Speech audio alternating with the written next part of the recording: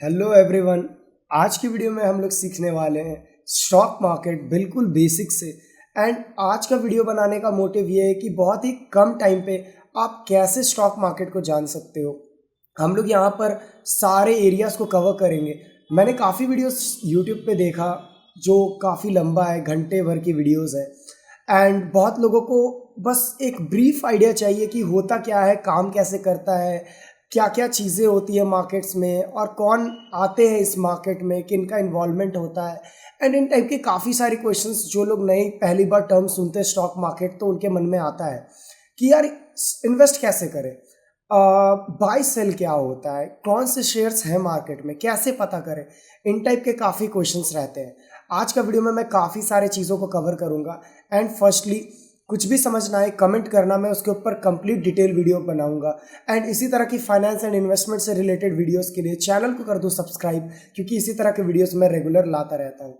Now without any further delay let's start video. And अब हम लोग समझते हैं फटाफट से कि स्टॉक मार्केट होता क्या है। एंड इसको मैं काफ़ी इंटरेस्टिंग बनाने वाला हूँ, काफ़ी कम टाइम पे काफ़ी कुछ सिखाने वाला हूँ। कुछ चीज़ें अगर आपको लगे काफ़ी मैं फास्ट चला गया, आपको काफ़ी डिटेल में जानना है, आप कमेंट कर सकते हो। अगर आपको किसी स्पेसिफिक एरिया में जानना है, derivatives, trading, fundamental analysis, stock selections, ऐसे किसी तरह का भी चीज़ें को, तो आप कमेंट कर सकते हो। मैं उसके ऊपर कंप्लीट वीडियो लाने का ट्राई करूँगा। तो लेट्स स्टार्ट वीडियो। सबसे पहले तो आप देख लो, स्टॉक मार्केट देखने के बाद आप काफ़ी सारी चीज़ें देख सकते हो। यहाँ पर बॉम्बे स्टॉक एक्सचेंज है, यहाँ पर लोगो एंड ऑल है, तो हम लोग सबके बारे में समझेंगे। सबसे पहले एक चीज़ जो इंडिया के अंदर बहुत फेमस है वो है एफडी। लोग एफडी से बहुत ज़्यादा प्यार करते हैं इंडिया में। क्यों? क्योंकि उसके अंदर लेस रिस्क होता है, गारंटीड रिटर्न होता है। बट क्या ये करेक्ट इन्वेस्टमेंट है आज के टाइम पे जहाँ पर इन्फ्लेशन इतना हाई है? ये सब क्वेश्चंस करना बहुत इंपॉर्टेंट है, क्योंकि ये मैं आपके सामने एक डेटा ला रहा हूँ जो कि 2021 और 2013 के बीच का कंपैरिजन करता है कि अगर आप 1 लाख रुपीज़ 2013 में अगर आप लगाते तो वो 2021 में कितना होता। जहाँ पर काफ़ी शॉकिंग रिजल्ट्स आए हैं, जहाँ पर आप गोल्ड के रिटर्न्स को देख सकते हो कितना बना है, आप एफडी के रिटर्न्स देख सकते हो। बट अगर आप एफडी के रिटर्न्स को निफ्टी और सेंसेक्स से कंपेयर करो, जो कि स्टॉक मार्केट के इंडेक्स है, इसके ऊपर हम लोग अभी आने वाले हैं, आप टेंशन ना लो, तो आप इसका बहुत अच्छा कंपैरिजन देख सकते हो कि एफडी से क्या डिफरेंस बना रहा है Nifty and Sensex. And it matters a lot because आप देखो तो काफ़ी रिस्क इन्वॉल्व होते हैं एंड लोगों को काफ़ी डर लगता है। बट इतना होने के बाद भी इतना अच्छा रिटर्न देना, एंड ये कोई थोड़ा सा रिटर्न्स नहीं है, काफ़ी बड़ा रिटर्न्स का डिफरेंस बनाता है दोनों। तो इस चीज़ को लेके अभी हम लोग आगे समझते हैं और अच्छे से। बट ये मैं बताना चाह रहा हूँ, मैं यहाँ किसी तरह का मैं अट्रैक्ट नहीं कर रहा कि आप स्टॉक मार्केट में आओ, इन्वेस्टमेंट शुरू कर दो। But I am just trying to say कि आप थोड़ा सा और अदर इंस्ट्रूमेंट्स को भी देखो, ट्राई करो, इंट्रोड्यूस हो उससे एंड इन्वेस्ट करना स्टार्ट करो। क्या ज़रूरी नहीं है कि हर बार आपका लॉस हो, या फिर आपने जो अपने रिलेटिव से सुना हो कि पैसा डूब ही जाता हो, ऐसा कुछ हो। Always try to get knowledge. जितना ज़्यादा नॉलेज लोगे आप उतना अच्छे से समझ पाओगे एंड उतना अच्छे से इन्वेस्टमेंट डिसीजन बना पाओगे। This is what I will say. But चलो आगे हम लोग समझते हैं। फिर तो आगे हम लोग काफ़ी वीडियोस बनाएंगे जहाँ पर हम लोग इन्वेस्टमेंट को डिटेल्स में समझेंगे, काफ़ी डेप्थ में, एक अच्छे से, not just in investment purpose but for learning also. Now let's come to the point which is what is stock market. Stock market से सबसे पहले हम लोग समझना होगा स्टॉक्स क्या होता है और मार्केट। आप लोगों को पता है मार्केट क्या होता है। मार्केट एक ऐसा प्लेस होता है, लेट्स से एक ए प्लेस है। लेट्स से एक एग्जांपल देता हूँ आपको, फ्रूट्स लेने हैं आपको, लेट्स से एप्पल लेने हैं। एप्पल लेने के लिए आप क्या करोगे? आप जाओगे फ्रूट मार्केट में, या फिर आप जाओगे मार्केट में, आप जाओगे वहाँ बोलोगे भाई मुझे एप्पल दे दे, और फिर वो मार्केट से आप आ जाओगे एप्पल लेके। This is what you will do, right. And अब ये काम रहेगा मार्केट का कि वो कहाँ से एप्पल प्रोड्यूस करवा रहा है, वो एप्पल कहाँ से बन के आ रहा है, वो ट्रांसपोर्टेशन एंड ऑल सब वो अपना मैनेज करता है। और फिर वो आपको आपके एप्पल के कॉस्ट के साथ उसका जितने भी एक्सपेंस रहा है और जो भी सर्विस के लिए उसका कॉस्ट पड़ा है, उससे आपसे आपसे पैसा लेता है उसके लिए, राइट।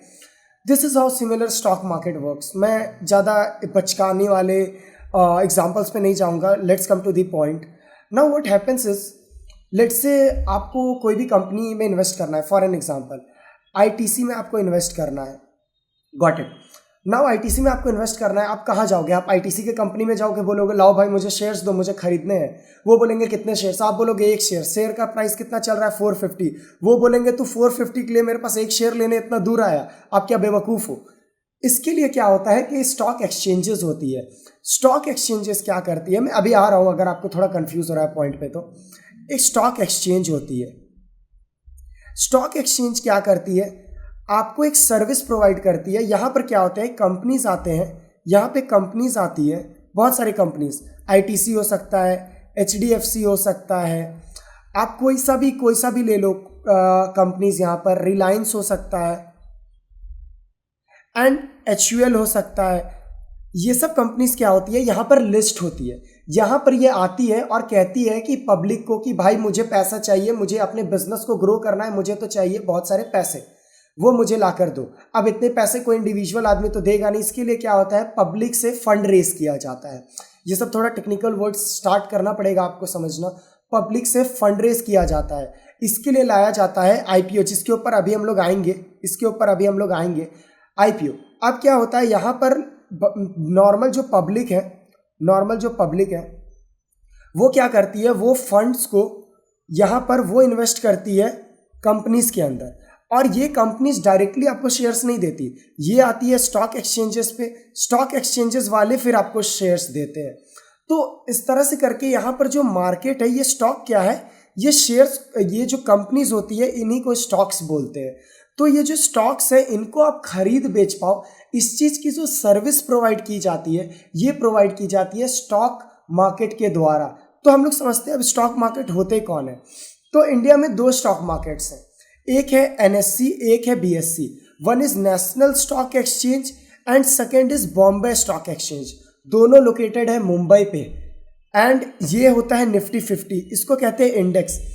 अब क्या होता है, अगर आपको मान लो आपको कोई शेयर्स खरीदना है, लेट्स से मैं एग्जांपल लूंगा आईटीसी की, आपको आईटीसी खरीदना है, आप या फिर जा सकते हो एनएससी, आप जा सकते हो बीएससी, दोनों में प्राइस कोड सेम होंगे, स्लाइट पैसे का डिफरेंस होगा पर सेम होगा। यहाँ पर लेट्स से आपको 450 में दोनों तरफ आपको मिल रहा है। अब क्या होगा, आप जाओगे, अभी हम लोग ब्रोकर्स के ऊपर आएंगे होता क्या है, बट अभी इजी वे में समझो।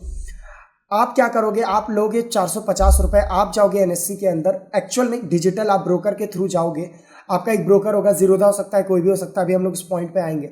आप जाओगे वहाँ पर आईटीसी पे खरीदोगे, तो क्या होगा, कंपनी से शेयर्स लेने का या किसी और बंदे से जो सेकेंडरी मार्केट में होता है, ये ट्रेडिंग फैसिलिटी, जहाँ आप कोई भी शेयर्स को खरीद पाओ या बेच पाओ, ये सर्विस जो प्रोवाइड करता है और इस कॉम्प्लिकेशंस को जो कम करता है और आपके लिए लिक्विडिटी प्रोवाइड करता है, इन टर्म्स में आएंगे, उन सब का सर्विस ये स्टॉक एक्सचेंज प्रोवाइड करता है। Same goes for BSc, BSc भी सेम यही करता है जो एनएससी करता है। बात करें बीएससी का, तो BSc is the oldest stock exchange in India, and BSc का जो इंडेक्स है वो सेंसेक्स है। सेंसेक्स रिप्रेजेंट करता है 30 बिगेस्ट कंपनीज जो स्टॉक मार्केट में लिस्टेड है, वो कैसा परफॉर्म कर रही है। ये एक इकोनॉमिक इंडिकेशन भी होता है कि एक इंडिया का इकोनॉमी कैसा कर रहा है, इंडिया की कंपनीज कैसा कर रही है। When it comes to Nifty 50, ये 50 कंपनीज का एक इंडेक्स होता है जहाँ 50 बड़ी कंपनीज होती हैं, जिनके एक इंडेक्स होता है जहाँ 50 कंपनी को एक जगह ला के बताया जाता है कि कैसा परफॉर्म कर रही है। तो लेट्स से कि अगर 40 ऑफ द कंपनीज, 50 में से 40 कंपनीज जो हैं वो अगर खराब परफॉर्म कर रही है इन डे बेसिस, तो जो निफ्टी 50 है वो गिरना स्टार्ट हो जाएगा, वो निगेटिव में चला जाएगा। एंड अगर यही उल्टा होता है तो वो पॉजिटिव में जाएगा। तो ये एक इंडिकेशन देता है कि अभी जो करंट मार्केट चल रहा है, जिस पे बड़े कंपनीज है, वो कैसा परफॉर्म कर रही है। इंडेक्स के ऊपर हम लोग आगे और भी काफ़ी बात करेंगे, अभी काफ़ी कुछ है हमारे पास कवर करने को।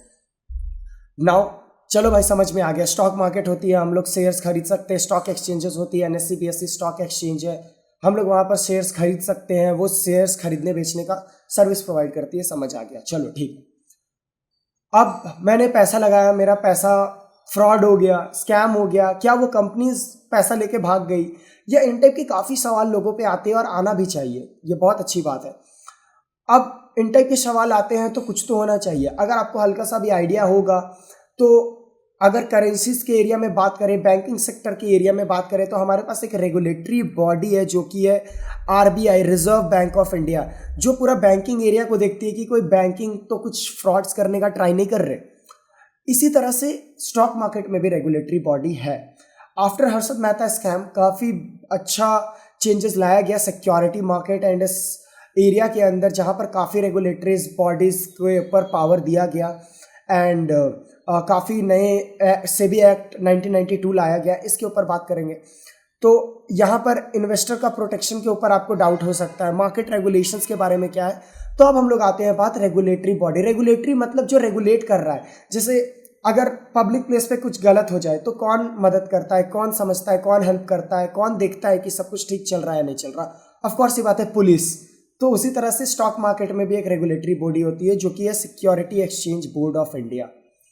तो security exchange board of India क्या करती है? अगर मान लो कोई कंपनी को लिस्ट होना है तो security exchange board of India के पास वो जाती है, वो अपना सारा डॉक्यूमेंट दिखाती है एंड फिर वो सेबी अप्रूव करता है कि क्या कंपनी के जितने भी फाइनेंशियल रिपोर्ट्स हैं, मतलब कंपनी ने जो प्रॉफिट लॉस किए हैं क्या वो करेक्ट है, कंपनी क्या प्रॉफिटेबल है, या फिर वो सिर्फ पैसा लेने के लिए आई है पब्लिक से और फिर रात को गायब हो जाए पैसा लेके। क्या जो ब्रोकर्स हैं वो फेयर प्राइसेस पे ट्रेड करवा रहे हैं लोगों को? क्या कोई मैनिपुलेशन तो नहीं हो रहा मार्केट में? क्या कोई इनसाइडर ट्रेडिंग तो नहीं हो रहा? इन टाइप के बहुत सारे सवाल होते हैं।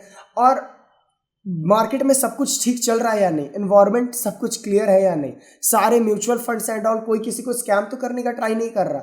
इन टाइप की चीज़ों को लेके सेबी रेगुलेट करता है और सेबी का काम होता है स्टॉक मार्केट के अंदर सब कुछ ठीक ठाक से चलाना और सारे फ्रॉड्स को देखना। और अगर मान लो कोई किसी को इवन स्कैम कर भी देता है तो उसके ऊपर स्ट्रिक्ट एक्शन लेना।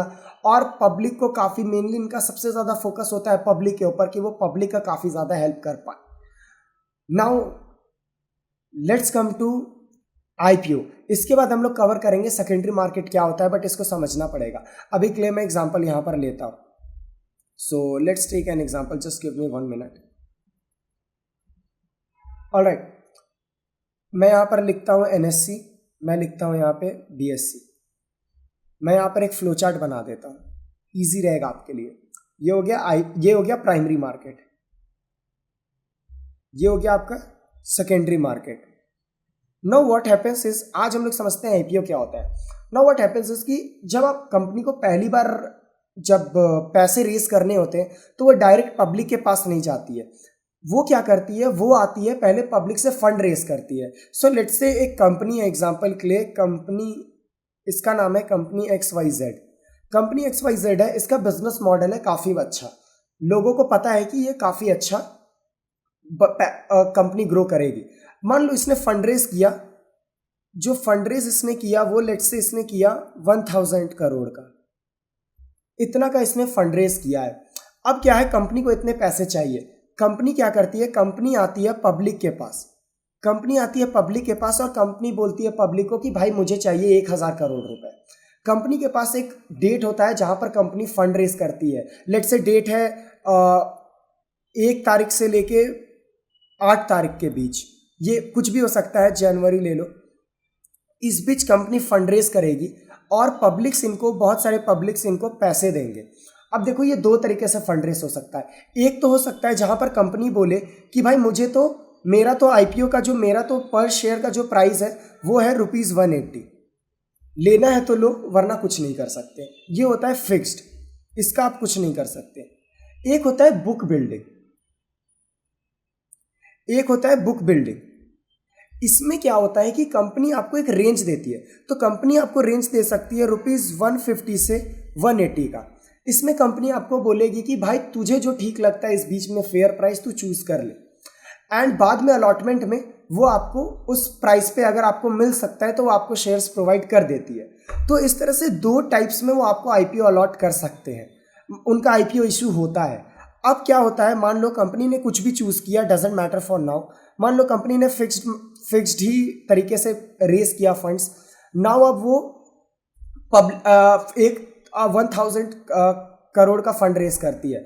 अगर वो सब लोग ले लेते हैं तो कहेंगे कि आईपीओ सब्सक्राइब हो गया, आईपीओ ओवर सब्सक्राइब हो गया, अगर बहुत सारे लोग खरीद लिए हैं। अगर नहीं खरीद पाते हैं, अगर कंपनी का ये रेस पूरा नहीं होता है तो कंपनी फिर सेकेंडरी मार्केट के लिए नहीं जा पाएगी, जो अभी हम लोग समझेंगे। नाउ द थिंग इज कि आपको खरीदने के लिए क्या होता है, एक शेयर का प्राइस होगा एंड साथ में एक लॉट होगा। जैसे लिख देगा कि 1 लॉट मिनिमम लेना होगा। लॉट मतलब समझ लो कि एक गुच्छे टाइप का। तो इसमें हो जाएगा कि आपको लेट से 100 शेयर्स लेने ही पड़ेंगे। अगर आप इसको 2 कर देते हो तो फिर ये 200 शेयर्स हो जाएंगे। अगर आप इसको 3 कर देते हो तो ये 300 शेयर्स हो जाएंगे। तो इस तरह से करके आपको यहाँ पर आपको एक मिनिमम लॉट साइज में आपको आईपीओ में लेना पड़ता है। तो लेट्स से कि 180 है एंड 1 है और 1 लॉट एक शेयर्स को डिफाइन करता है, तो आप 180 रुपीज़ का भी आईपीओ ले सकते हो। नाउ द थिंग इज कि कंपनी ने ये फंड रेज किया, कंपनी को पैसा मिल गया। कंपनी को जब पैसा मिल गया, ये वाला प्रोसेस हुआ। पहले क्या होता है कि आप बिड लगाओगे। आप बिड लगाए 180 रुपये पे, हम लोग 180 पे थे। आपने इसके मान लो 10,000 शेयर्स खरीद लिए। इसी एग्जाम्पल को अभी हम लोग समझते हैं। आपने 10,000 शेयर्स खरीद लिए, राइट, या लेट से 1000 शेयर्स खरीदे आपने 1000 शेयर्स खरीद लिए। अब क्या हुआ, जब इसके अलॉटमेंट डेट आई, जब आपको शेयर्स मिलने वाले थे, तब मान लो आपको शेयर्स मिल जाती है। बहुत केसेस पे आपको शेयर्स नहीं भी मिलती है, बट लेट से आपको शेयर्स मिल जाती है। नाउ शेयर्स मिलने के बाद क्या होता है, आपके पास क्या होता है, ये 1000 शेयर्स आ जाते हैं और आपने जितने भी पैसे लगाए थे जो कि होता है 1,80,000 रुपीज़, ये आपका अकाउंट से कट के कंपनी के पास चला जाता है और वो आपको उसके बदले दे देते हैं यहाँ पे शेयर्स। आपके पास ये हो गया। ये होता है एक बेसिक प्रोसेस आईपीओ के अंदर। आपको आई होप समझ में आ गया होगा। अब अगर हम लोग बात करें सेकेंडरी मार्केट का कि यार सेकेंडरी मार्केट क्या करता है, तो इसको समझते हैं। अभी तक हम लोग कुछ याद कर लेते हैं। हमें 1000 शेयर्स मिल गए हैं, आपको याद होगा, हमें 1000 शेयर्स मिल चुके हैं। नाउ अब मान लो कि मैंने 1,80,000 दे दिया, मेरे को 10,000 शेयर्स मिल गए, 1000 शेयर्स मिल गए, राइट। नाउ अब कंपनी बोलता है, लेट्स से जो कंपनी था हमारा, कंपनी XYZ, इनको हमारा पैसा मिल गया। अब कंपनी को जब ये पैसा मिला, अब ये कंपनी ने एक बिल्डिंग के ऊपर लगा दिया। कंपनी ने ये पैसा बिल्डिंग के ऊपर लगा दिया। मान लो ये आपने जो पैसा दिया। अब अगर आपको शेयर्स मिलने के बाद, ये मैं बस एक केस बता रहा हूँ कि सेकेंडरी मार्केट का क्या इंपॉर्टेंस और क्यों हमें चाहिए, क्या नीड है सेकेंडरी मार्केट की। अब मान लो ये 1000 शेयर्स हमारे पास है, ये अब हमें मान लो हमें अलॉट हुआ और अलॉटमेंट के 1 वीक के बाद हमें नहीं चाहिए। हमें लगता है ना यार ये गलत कंपनी है, मुझे एक अच्छा अपॉर्चुनिटी मिल गया, इससे तो बेहतर अपॉर्चुनिटी मिल गया, मुझे ये कंपनी तो नहीं जम रहा भाई, मुझे तो ये कंपनी नहीं चाहिए। अब इस केस में आप क्या करोगे?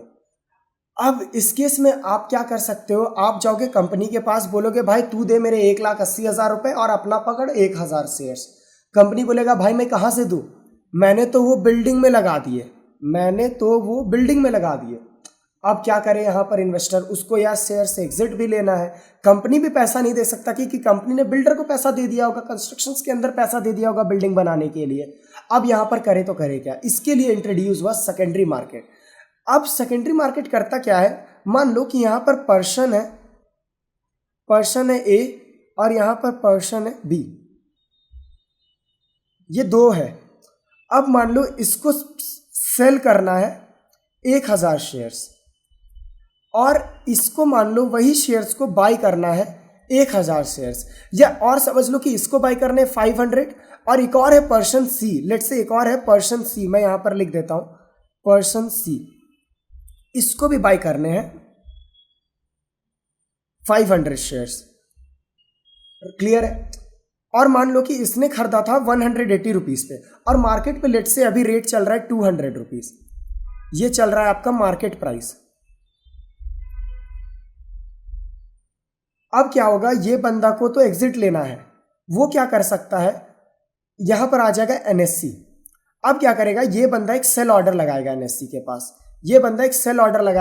के पास, और बोलेगा भाई मुझे तो बेचने हैं शेयर्स, अब NSE क्या करेगा, NSE बोलेगा ठीक है रुको मैं तुम्हारे लिए ढूंढता हूं जो शेयर्स खरीद सके। वो क्या करेंगे, देखेंगे अच्छा एक है 500 शेयर्स लेना चाह रहा है, अच्छा एक और है जो 500 शेयर्स लेना चाह रहा है। अब क्या करेंगे, ये दोनों को वो बोलेंगे कि भाई तुम्हारे पास एक सेलर है। अब क्या करेंगे, इनके जितने भी पैसे हैं वो सारे पैसे इसको ट्रांसफर कर दिए जाएंगे और इनके जितने शेयर्स हैं वो इन दोनों में डिवाइड कर दिए जाएंगे।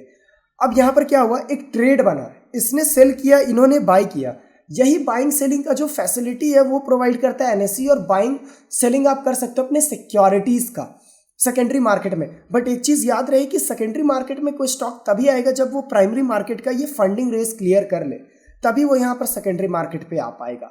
और इस तरह से सेकेंडरी मार्केट काफ़ी एक ब्रीफ आइडिया बताऊँ तो इस तरह से काम करता है, और ये नीड होती है हमारे पास सेकेंडरी मार्केट की। आई होप मैं समझाने में काफ़ी समझा पाया हूँगा मैं आपको। मैं बहुत अच्छे तरह से ट्राई कर रहा हूँ आपको समझाने की। नाउ लेट्स अंडरस्टैंड कि कौन कौन मार्केट पार्टिसिपेंट्स होते हैं इसके अंदर। First of all retail investor, याद रखना जो हम जैसे नॉर्मल इन्वेस्टर्स हैं, हम जैसे जो आम इन्वेस्टर्स हैं वो आ जाते हैं रिटेल इन्वेस्टर्स पे। हम जैसे जो नॉर्मल है, जिनके पास ज़्यादा फंड्स नहीं है, वो आ जाते हैं रिटेल इन्वेस्टर्स के अंदर। ये जिनके पास लो कैपिटल्स होता है, नॉर्मल उतना ज़्यादा कोई बड़े प्लेयर्स नहीं है जो मार्केट को हिला दे, ऐसा काइंड ऑफ। फिर आते हैं इंस्टीट्यूशनल इन्वेस्टर्स। ये मेनली वो लोग होते हैं जिनका मेन मतलब काम वाम इधर ही चलता है, स्टॉक मार्केट में ही चलता है। पहले आते हैं FII, एक और होते हैं DII। तो FII और DII क्या होते हैं ना, फॉरेन इंस्टीट्यूट इन्वेस्टर्स और डोमेस्टिक इंस्टीट्यूट इन्वेस्टर्स। ये मेनली एक बड़े इंस्टीट्यूट होते हैं जिनके पास काफ़ी फंड्स होता है, और इनका काम ही होता है कि मार्केट में पैसा लगाना, अच्छे स्टॉक्स ढूंढना, उधर से पैसा बनाना, मार्केट का सेंटिमेंट समझना, प्रॉफिट बनाना, और उस प्रॉफिट से अपना घर चलाना, अपना पैसा कमाना। ये इनका होता है मेन मोटिव। तो ये लोग का मेन होता है कि बड़े फंड्स के साथ ये रहते हैं, बड़े बड़े लोगों के फंड्स रहते हैं इधर पे, बड़े कंपनीज के फंड्स रहते हैं इधर पे, और ये लोग उस फंड्स को लगाते हैं मार्केट में, और उससे फिर अच्छा अपॉर्चुनिटी देखते हैं, कैपिटल अप्रिशिएशन होने का वेट करते हैं कि उनका जो लगाया हुआ इन्वेस्टमेंट है वो बड़े रिटर्न्स आए, और फिर उससे वो पोजीशन से एग्जिट लेते हैं। तो इस तरह से करके इनका काम होता है। Now let's understand what is mutual fund, जिसके ऊपर मैं ऑलरेडी वीडियो बना चुका हूँ। अगर आपने अभी तक नहीं देखा है तो मैं आई बटन या डिस्क्रिप्शन पर लिंक दे दूंगा, आप प्लीज़ जाके देख लेना वीडियो को। म्यूचुअल फंड्स क्या होते हैं, यहाँ पर क्या होता है कि एक पब्लिक जो होती है, बहुत सारी पब्लिक जो होती है वो इधर पैसा लगाती है, जिनके पास नॉलेज नहीं होता, मतलब उतना ज़्यादा आइडिया नहीं होता, no idea about stock market. इनके पास उतना आइडिया नहीं होती कि यार स्टॉक मार्केट होता क्या है। इतना समझने के बाद भी कॉम्प्लिकेशंस है। आपने सब कुछ समझ लिया फिर भी डर लगता है यार कि कौन से स्टॉक पे इन्वेस्ट करूं, मेरे इन्वेस्ट करने के बाद ही शेयर्स गिर जाता है, और जब गिरता है तब जब बढ़ता है तब बाई करता हूँ तब गिर जाता है, और जब गिरता है तब बाई करता हूँ तब बढ़ता नहीं। लाइक इस टाइप के बहुत सारे सिचुएशंस आते हैं। तो उस केस में लोग सोचते हैं मेरे पास टाइम भी नहीं है काफ़ी मार्केट को देने का, मैं कहाँ से क्या करूँ। तब आते हैं म्यूचुअल फंड। म्यूचुअल फंड्स के अंदर क्या होते हैं, काफ़ी एक्सपर्ट इन्वेस्टर्स होते हैं जो आपके पैसे को इन्वेस्ट करते हैं, रेगुलर बेसिस पे मॉनिटर करते हैं, और उनका करियर ही यही होता है कि डेली स्टॉक मार्केट में इन्वॉल्व रहना और अच्छा अपॉर्चुनिटी इन्वेस्टमेंट्स को ढूंढना। वो आपके पैसे को लेते हैं, वो फिर मार्केट में इन्वेस्ट करते हैं। तो यहाँ पर आप लोग यहाँ पर पैसे देते हो म्यूचुअल फंड को, म्यूचुअल फंड फिर उस पैसे को मार्केट में लगाता है और उससे फिर प्रॉफिट जनरेट करता है, उस प्रॉफिट को आपको देता है और कुछ प्रॉफिट अपने पास भी रख लेता है।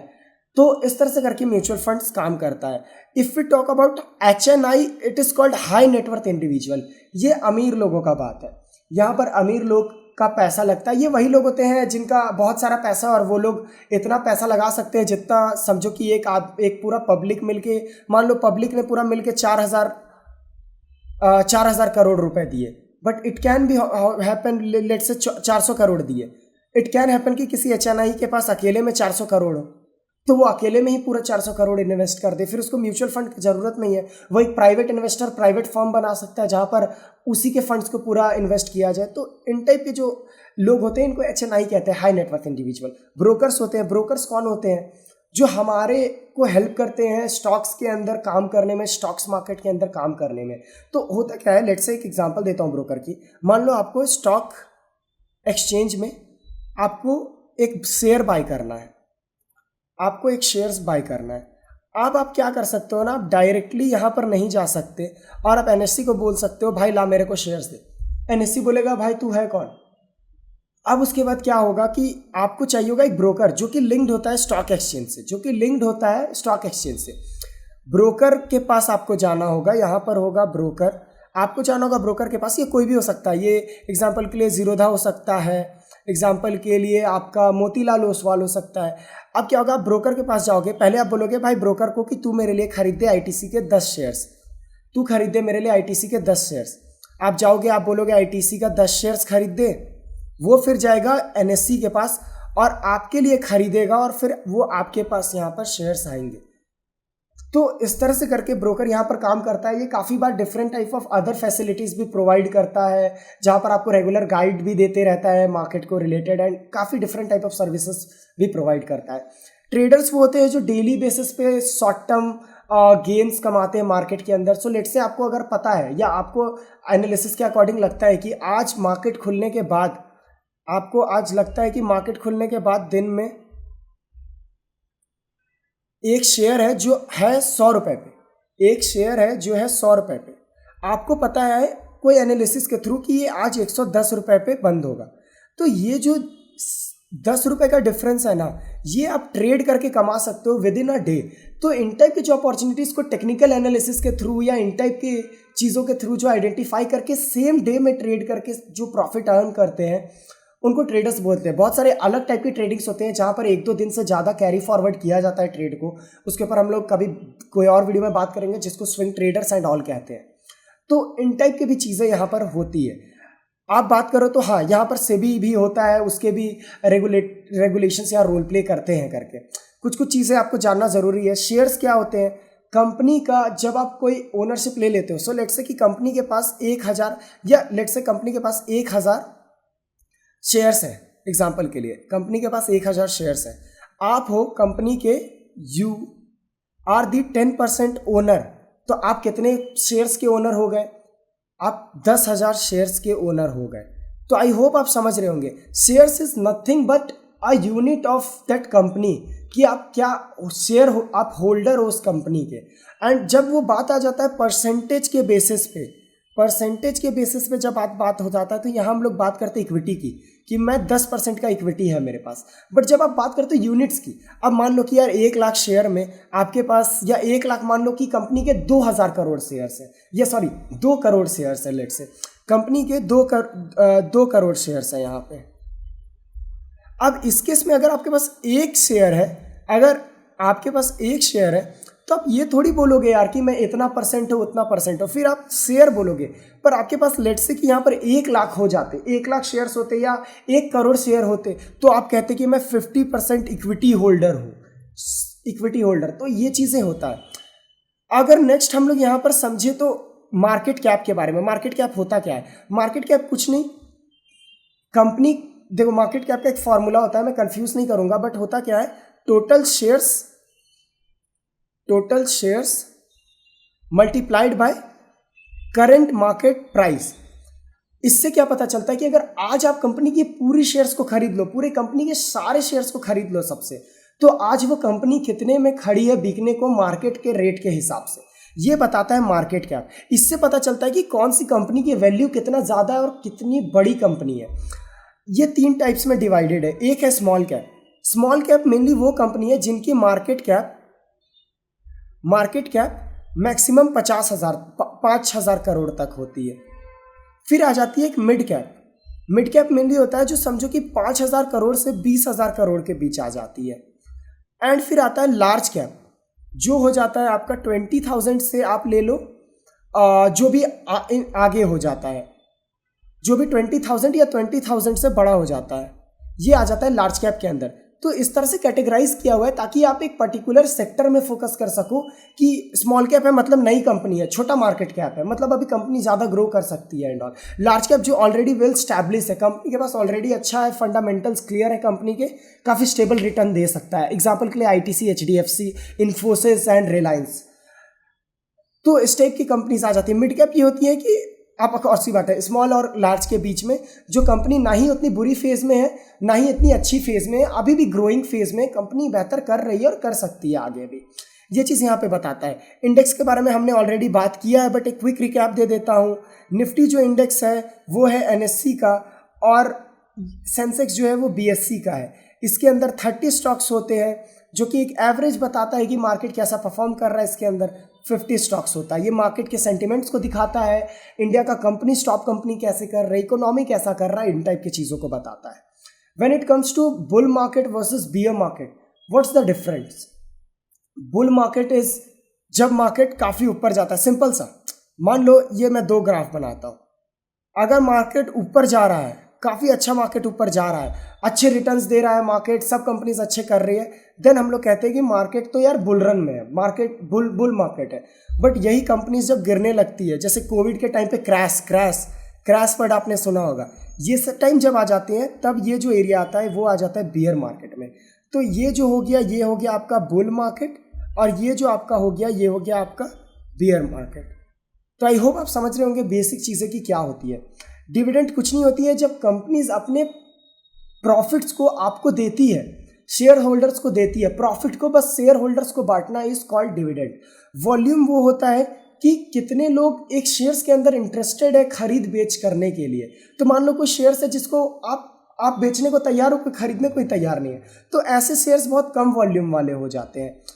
बट अगर कोई कंपनी है जहां पर आप जो प्राइस पे बेचना चाह रहे हो वहां पर कोई तुरंत खरीद ले रहा है, इट मीन्स कि वहां पर वॉल्यूम ज़्यादा है, वहां पर लोग का पार्टिसिपेशन ज़्यादा है, लिक्विडिटी ज़्यादा है।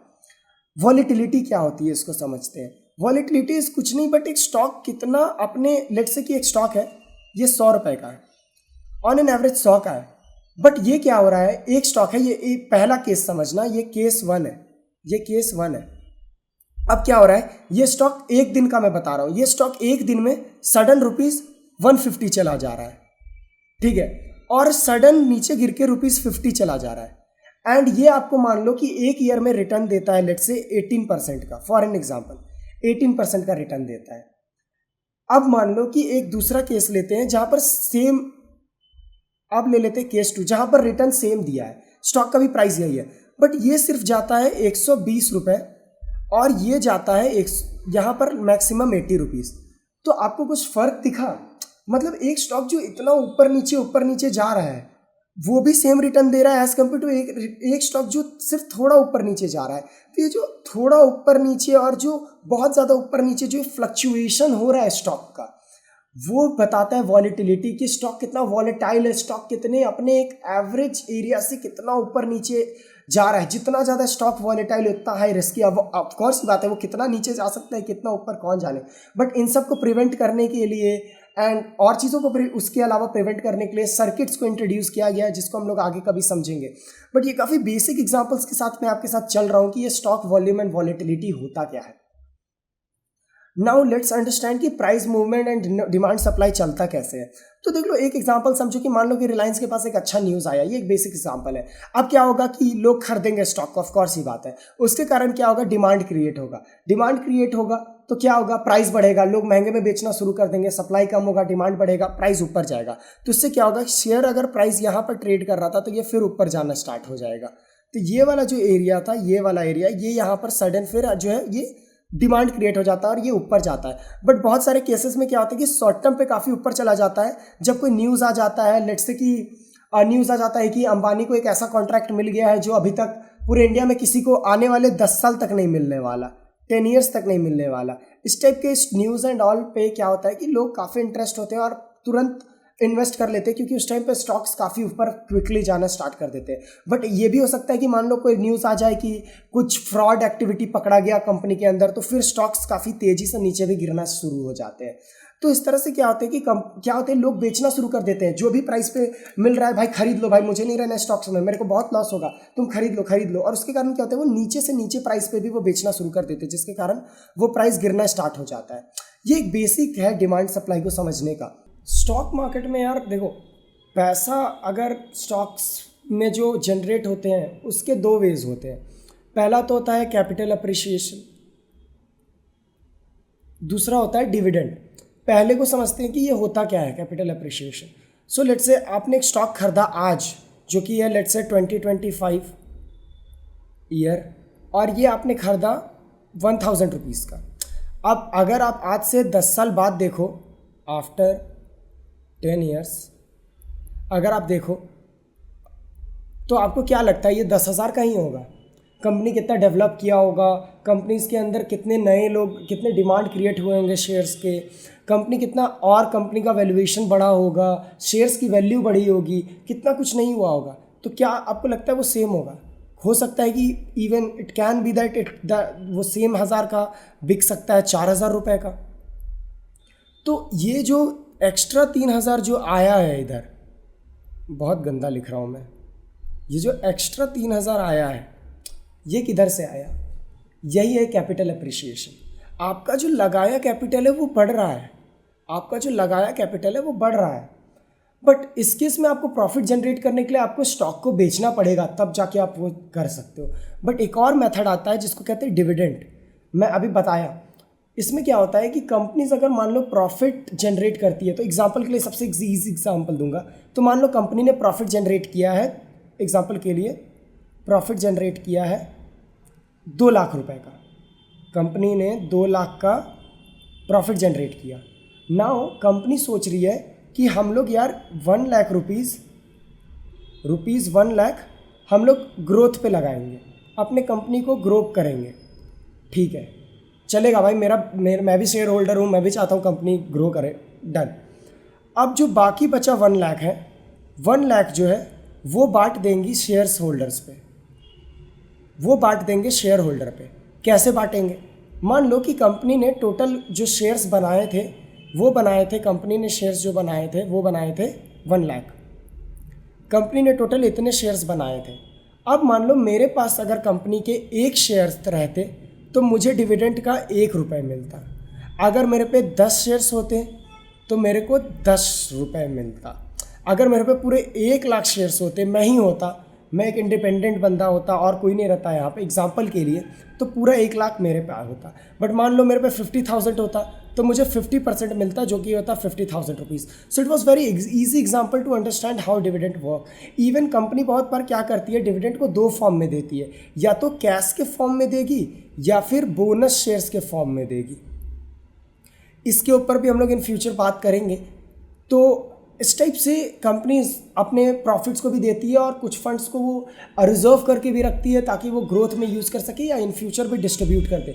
बट अगर कंपनी ने कोई फंड्स रिजर्व करके रखे तो उसका हकदार शेयर होल्डर्स होता है, कंपनी कभी भी शेयर होल्डर्स को वो पैसा दे सकती है, कोई दिक्कत नहीं है उस पर। अब मैंने ऑलरेडी बात किया है कि डिफरेंट टाइप ऑफ इंस्ट्रूमेंट्स क्या होता है। आप स्टॉक्स में इन्वेस्ट कर सकते हो, म्यूचुअल फंड मैंने बताया, ETF कुछ नहीं है, बट म्यूचुअल फंड के जो यूनिट्स हैं ना, जैसे इसमें शेयर्स होते हैं, इसमें यूनिट्स होता है। इसी यूनिट को अगर आप बाय सेल करना चाहते हो तो ये ETF से कर सकते हो। आप बोलोगे तो मैं सेपरेट वीडियो लाऊंगा।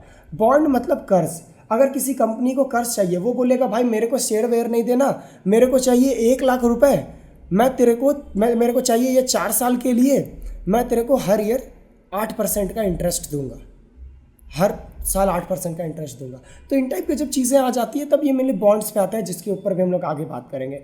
SIP हो गया, सिस्टमेटिक इन्वेस्टमेंट प्लान। इसके अंदर क्या हो गया कि आप मंथली बेसिस पे 1,000 रुपये आप लगा रहे हो इस तरह से, और लमसम हो गया कि एक बार में ही आप कुछ रफली अराउंड पैसा लगा रहे हो। ये मेनली आ जाते हैं आपके, जब आप करना चाहते हो मेनली म्यूचुअल फंड। तो मेनली म्यूचुअल फंड के केस में ये आपके पास आ जाता है, तो आपको लमसम और SIP करना है तो ये फंक्शन आपको म्यूचुअल फंड में देखने को मिल जाता है। तो फाइनली वीडियो होता है यहाँ पर एंड आई होप मैंने काफ़ी मेहनत करके ये वीडियो बनाया, आपको काफ़ी पसंद आया होगा, कुछ नया सीखने को मिला होगा, एंड कुछ भी आपको समझ में आया हो तो आप बता सकते हो, मैं वीडियो बनाऊँगा। एंड किस पे आपको डिटेल में वीडियो चाहिए आप बता सकते हो, और कैसा लगा वीडियो प्लीज़ कमेंट करना, क्या इंप्रूव किया जाए, एंड इन टाइप की चीज़ें आप ही लोग बता सकते हो, because you are the only ones with whom I will be growing in this channel.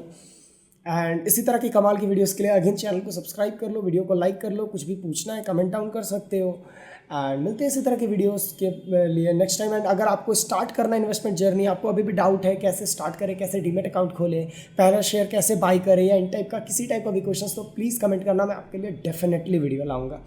चलिए मिलते हैं अगले वीडियो में, बाय बाय।